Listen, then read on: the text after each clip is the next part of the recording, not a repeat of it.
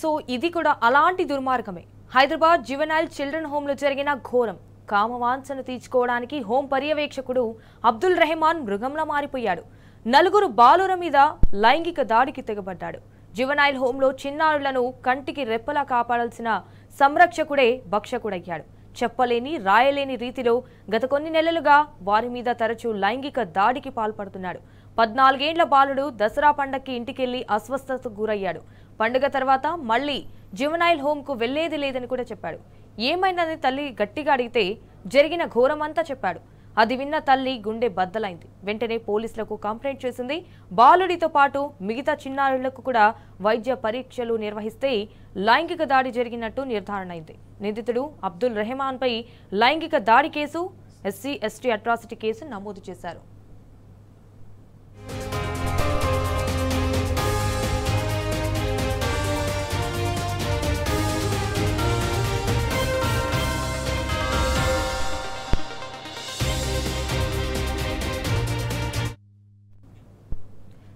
ఏం ఘోరాలవి, ఏం దుర్మార్గాలవి.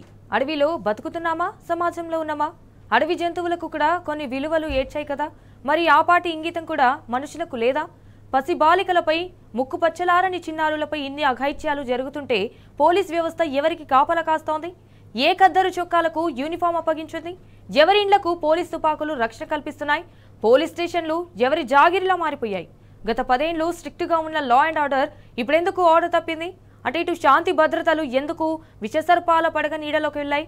రాష్ట్రంలో లైంగిక దాడులు విశృంఖలంగా పెరిగిపోతుంటే పోలీసులు ఎక్కడ మొద్దు నిద్రపోతున్నారు? అసలు రాష్ట్రానికి హోంశాఖ మంత్రి ఏడి?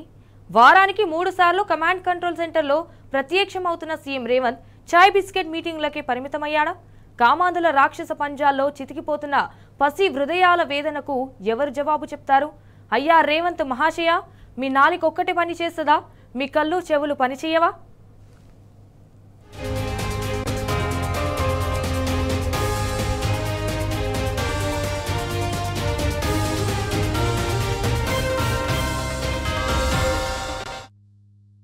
ఇక ఇదే అంశంపై మరింత సమాచారాన్ని మా crime bureau chief Bhaskar phone ద్వారా అందిస్తారు. రైట్ భాస్కర్, చెప్పండి, ప్యూర్ డీటెయిల్స్ ఏంటి?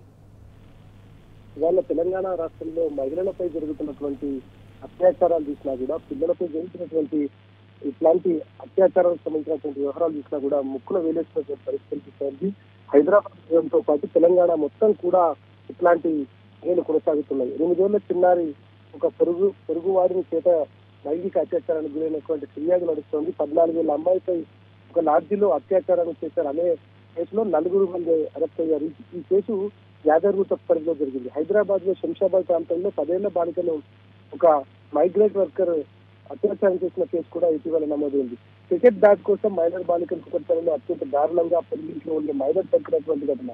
బాలానగర్ పోలీస్ స్టేషన్ పరిధిలో ఏమీ తెలియని 2 సంవత్సరాల సవలతులను చంపేసి భవనం నుండి దిగినటువంటి చనిపోయినటువంటి సంఘటన. ఇంట్లో గొడవలతో జీడిమెట్ల పోలీస్ స్టేషన్ లో పరిధిలో కూలీ పని చేసుకుంటున్నటువంటి యువతి 11 సంవత్సరాల చంపి బిల్డింగ్ నుంచి దిగినటువంటి పరిస్థితి. ఇలా ప్రతిరోజు చిన్నారుల హత్యల విషయంలో, అత్యాచారాల విషయాల్లో ప్రధానంగా వార్తలు కనిపిస్తున్నటువంటి పరిస్థితి కనిపిస్తుంది. ఎట్లా దీన్ని కంట్రోల్ చేయలేనటువంటి పరిస్థితి చాలా స్పష్టంగా కనిపిస్తుంది. రాష్ట్రంలో పోలీసులు ఉన్నారా లేరా అనేటువంటిది ఒకటి, ఈ పోలీస్ డిపార్ట్మెంట్ కి మంత్రులు లేకపోవడం, రివ్యూలు లేకపోవడం అనేటువంటిది పెద్ద ఎత్తున కనిపిస్తోంది. పసిపిల్లలపై కన్నేసి అభం శుభం చేయనటువంటి పసికందులను కామాంధ్ర చేతిలో బలైపోతుంటే పోలీస్ వ్యవస్థ మాత్రం ఏం చేస్తుందనేటువంటి ప్రశ్న కనిపిస్తోంది. హైదరాబాద్ నగరంలో చిన్నారులపై లైంగిక దాడులు రోజు రోజుకు పెరుగుతున్నటువంటి పరిస్థితి కనిపిస్తోంది.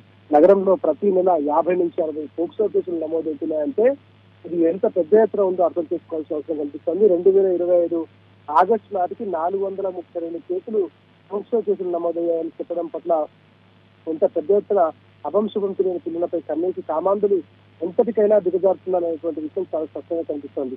సమాజంలో ఎవరిని నమ్మి ఉండాలో, ఎవరిని నమ్మకూడదు అనేటువంటి అర్థం కానటువంటి పరిస్థితి. స్కూల్లో వాలీబాల్ కోచింగ్ ఇచ్చే కోచ్ నుండి హాస్టల్లో అన్నం పెట్టే వార్డెన్ వరకు అన్ని అఘాయిత్యాలు జరుగుతున్నటువంటి పరిస్థితి కనిపిస్తోంది.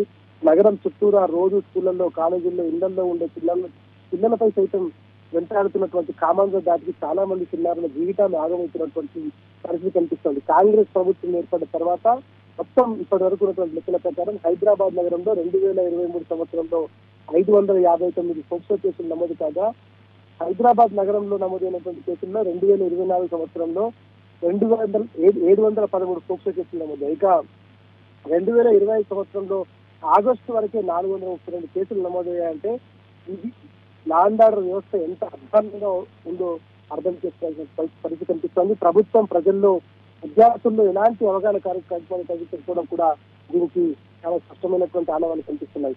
హైదరాబాద్ లాలాగూడలో వారం రోజుల క్రితం జరిగినటువంటి ఇన్సిడెంట్ లో సాయిబాబా దేవాలయం సమీపంలో నివాసం ఉంటున్న కార్నాక రైల్వే డిగ్రీ కళాశాలలో డిగ్రీ సెకండ్ ఇయర్ చదువుతున్నటువంటి ప్రమోద్ కుమార్ తన కూతురు మౌలిక అనే యువతి అదే కళాశాలలో వాలీబాల్ కోచ్గా చేరి తనను ప్రేమించాలని మౌలికను వేధిస్తున్న అంబాజీ అనే వ్యక్తి ఇబ్బందులు పెట్టిన నేపథ్యంలో తీవ్ర మనస్తాపానికి గురై మౌలిక అనే అమ్మాయి ఉరివేస్తున్నటువంటి ఘటన కూడా చోటు చేసుకుంది. కుకట్పల్లిలో చిన్నారి శాస్త్ర హత్యకు గురైంది.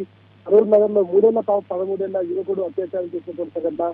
హైదరాబాద్ సింగరేణిలో జరిగినటువంటి సైదాబాద్ సింగరేణిలో జరిగినటువంటి 6 ఏళ్ల బాలికపై అత్యాచారం చేసి హత్య చేసినటువంటి చిన్న ఇదంతా కూడా నగరంలో జరుగుతున్నటువంటి పరిస్థితి. ఇప్పటికైనా రేవంత్ సర్కార్ ఆ డిపార్ట్మెంట్ కి అప్పటికప్పుడు పర్యవేక్షించడం, ప్రజల్లో అవగాహన కల్పించడం, విద్యార్థుల్లో కొంత రెగ్యులర్ గా దీనికి సంబంధించినటువంటి క్లాసెస్ ఏర్పాటు చేసి వారిని అవగాహన చేయడం లాంటి చేయకపోతే ఇంకా పూర్తిగా హత్యలు అత్యాచారాలు పెరిగేటువంటి అవకాశం కనిపిస్తుంది. కేవలం కాంగ్రెస్ 22 నెలల కాలంలో పెద్ద ఎత్తున ఇట్లాంటి ఇన్సిడెంట్లు అయితే జరుగుతున్నాయి. రోజు రోజుకు చిన్న పిల్లల నుంచి పెద్దవాళ్ళ వరకు ఆడవాళ్ళని బయటకు పంపాలంటే భయపడేటువంటి పరిస్థితి ప్రస్తుతానికి తెలంగాణ రాష్ట్రంలో కనిపిస్తా ఉంది.